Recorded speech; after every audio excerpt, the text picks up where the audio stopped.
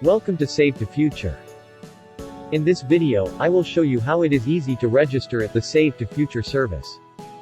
First, go to the SaveToFuture.com website at your internet browser. Then, click Sign In button. You will see that Sign In screen.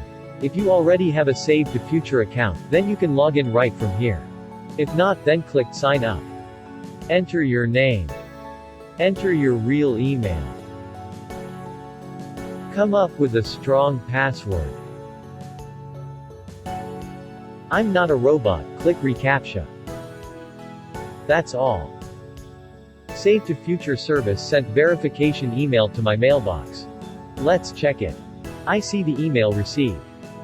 If you don't see it, I advise you to look in your spam or junk folder.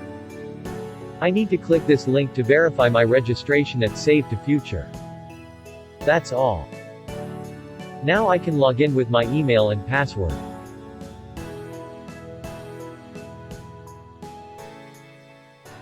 Well done.